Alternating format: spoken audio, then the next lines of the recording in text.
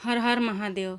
यह कहानी एक गरीब किसान की पत्नी की है जो भगवान शिव के अनन्य भक्त है।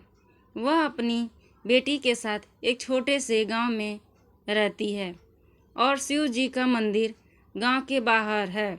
एक दिन की बात है, घर के अंदर चारपाई पर बीमार एक लड़की राधा लेटी है। उसकी माँ सावित्री शिवलिंग की पूजा कर रही है। सावित्री पूजा करते हुए मंत्र भी बोलती है, ओम नमः शिवाय। हे भोलेनाथ, मेरी राधा को स्वस्थ कर दो। आपकी कृपा से ही सब संभव है। माँ, आप इतनी दूर रोज मंदिर क्यों जाती हैं? बारिश बहुत है, नदी भी उभर रही है। बेटी, भोलेनाथ मेरे सब कुछ हैं, कुछ नहीं उनकी कृपा से। तू जल्दी ठीक हो जाएगी। मैं मंदिर जाऊंगी, ज़रूर जाऊंगी। अभी तो सावन का पावन महीना है। इस महीने में शिव जी की बहुत कृपा बरसती है। सावित्री एक थाली में बेलपत्र, दूध और फूल लेती है और मंदिर की ओर निकल पड़ती है। भारी बारिश हो रही है, नदी में तेज बहाव है। एक पुरानी लकड़ी का पुल भी है। सावित्री पुल पर धीरे धीरे चल रही थी और मन में बोलती है, हे शिव जी, मेरी रक्षा करना। यह तो बारिश रुकने का नाम ही नहीं ले रही है। वह सावधानी से पुल पर करती है। गांव के लोग उसे देखकर कुछ चिंता जताते हैं और उसे रोकने की कोशिश भी करते हैं। सावित्री, आज मत जाओ, नदी बहुत खतरनाक है। जब भोलेनाथ साथ हैं तो डर किस बात का है। मैं तो जाऊंगी। गांव के बाहर छोटा सा मंदिर जहां शिवलिंग स्थापित है।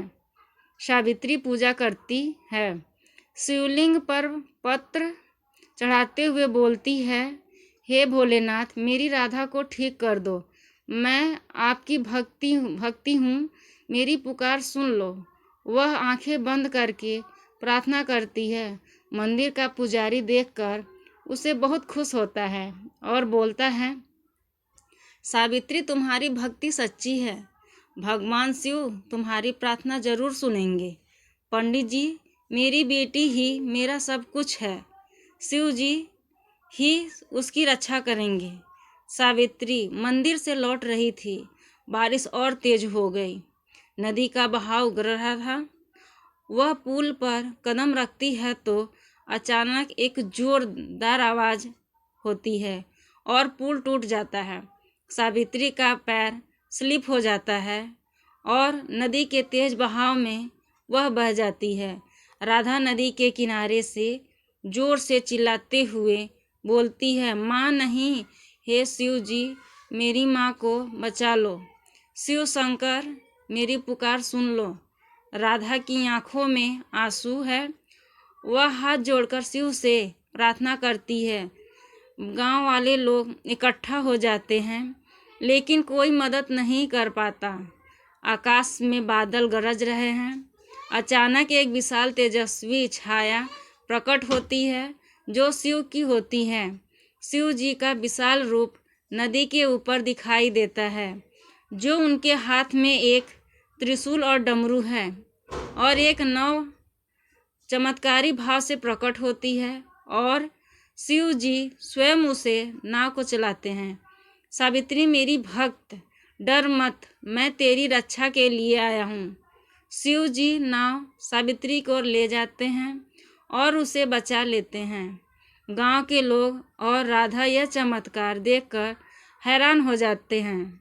जब वो नदी के किनारे पहुँचते तो राधा उनके पैरों में गिर के बोलती है, हे शिव जी, आपने मेरी माँ को बचा लिया। आपका धन्यवाद। हे भोलेनाथ, आपने मेरी पुकार सुन ली। मैं सदा आपकी आभारी रहूँगी। गांव के लोग सावित्री के घर पर इकट्ठा हैं। राधा की तबीयत में सुधार हो रहा है। सावित्री और राधा एक साथ शिवलिंग की पूजा करते हैं। गांव वाले उनकी भक्ति की प्रशंसा करते हैं। सावित्री, तुम्हारी भक्ति ने भी भगवान को भी पिघला दिया। राधा अब ठीक हो जाएगी। यह सब भोलेनाथ का कृपा है। उनके भक्ति में जीवन की असली शक्ति है। सच्ची भक्ति और विश्वास के लोगों की भावना भगवान हमेशा रक्षा करते हैं। यह कहानी आपको कैसी लगी मुझे कमेंट बॉक्स में ज़रूर बताएं। ऐसे ही कहानियाँ सुनने के लिए मेरे चैनल सच्ची कहानी बाई SK को सब्सक्राइब करना ना भूलें। धन्यवाद।